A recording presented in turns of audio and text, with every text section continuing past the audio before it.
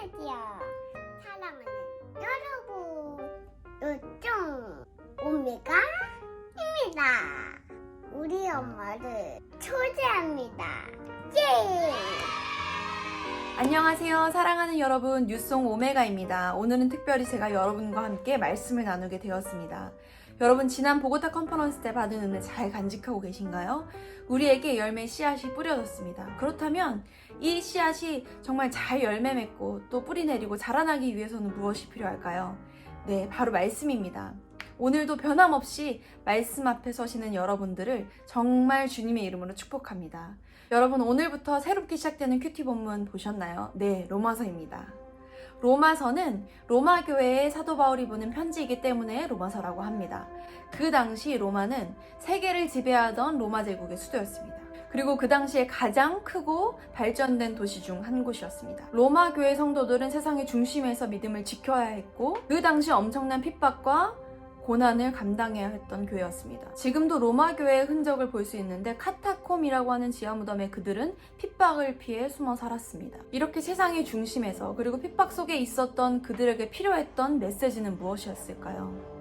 네, 바로 복음의 메시지입니다. 그들은 이 바울이 보낸 편지를 통해 다시 한번 일어나게 되고 강력한 교회로 세워지게 됩니다. 이제 이 로마서를 통해 우리 뉴송교회도 다시 한번 강력하게 복음으로 본질로 일어나게 되기를 축복합니다. 그렇다면 이 편지를 보낸 사도 바울은 어떤 사람일까요? 로마서 1장 1절에 자신을 이렇게 소개합니다. 예수 그리스도의 종 바울은 사도로 부르심을 받아 하나님의 복음을 위하여 택정함을 입었으니. 사도 바울의 이름은 원래 사울입니다. 사울은 움켜진다는 뜻이고 바울은 가장 작다는 뜻을 가지고 있습니다. 그는 자신을 바울, 가장 작은 자라고 부르기 시작합니다. 그리고 자신을 예수 그리스도의 종이라고 소개합니다. 사울은 원래 자기 계획과 목적과 인생의 비전이 뚜렷했던 사람입니다. 율법에 열심히 있고 유대인의 최고 지도자가 되고자 했던 사람이었습니다. 자신의 인생의 꿈을 움켜쥐고 있었던 사람입니다. 그런 그가 예수님을 만나게 됩니다. 그리고 그는 새롭게 영적인 눈을 뜨게 됩니다. 그리고 로마서를 통해서 새롭게 발견된 자신이 누구인지를 오늘 정확하게 고백하고 있습니다.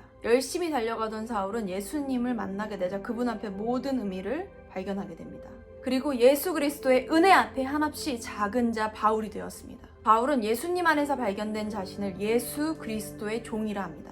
노예라고 말합니다. 그 당시 로마 제국에는 6천만 이상의 노예가 있었다고 합니다. 그래서 노예라고 했을 때 그 삶이 어떠한지를, 그 비참함이 어떠한지를 모두가 다 압니다. 노예는 자신의 자유가 없이 묶인 삶을 사는 존재입니다. 그런데 여러분, 원래 인생의 목표는 자유로운 인생 아닌가요? 내가 좀 더 잘 살고 내가 좀 더 자유롭게 내 맘대로 내 뜻대로 사는 삶 아닌가요? 그러나 바울은 내 생각과 계획을 가질 수 없는 그런 존재로 자기 자신을 다시 낮춥니다. 왜냐하면 그가 오히려 자유인을 꿈꿨을 때는 모든 것이 묶이는 삶이었지만 그가 예수님을 만나고 나서는 모든 것이 자유해졌기 때문입니다. 그래서 이제 그는 스스로 예수님께만 묶인 종의 삶을 결단하게 됩니다.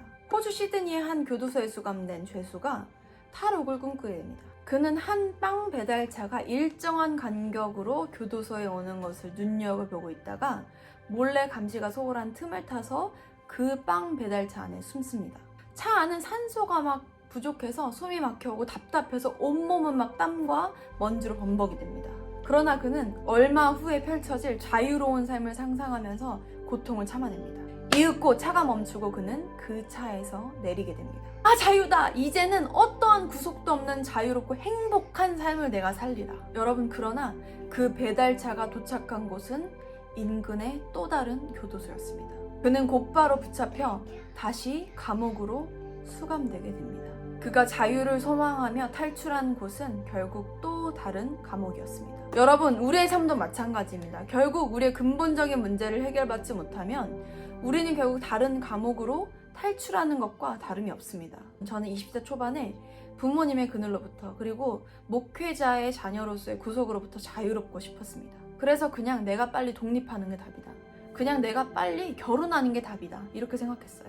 그래서 그렇게 원했던 자유가 결혼을 하면 해결될 거라고 생각했지만 결국 저는 끊임없이 인간적인 사랑을 갈구했고 채워지지 않는 그런 갈증들을 저는 다른 것으로 해결하려고 했습니다. 그렇게 저는 꽤 긴 시간을 방황했습니다. 결국 예수님께 묶여있지 않는 삶은 또 다른 감옥으로 탈출할 뿐입니다. 여러분, 지금 여러분은 무엇에 묶여 계십니까? 돈에 묶여 있습니까? 이성에 묶여 있습니까? 세상의 가치에 묶여 있습니까? 명예에 묶여 있습니까? 사랑하는 여러분, 예수님을 만난다는 건 사울이 바울 되는 것입니다. 그리스도 안에서 내가 누구인지를 발견하는 것입니다. 예수 그리스도가 주시는 자유함 안에서 묶인 자가 되어지는 것입니다. 우리는 예수님께만 묶일 때 모든 것으로부터 자유하게 될 것입니다. 우리 예수님만 사랑합시다. 예수님만 예배합시다. 예수님께만 묶여 있읍시다.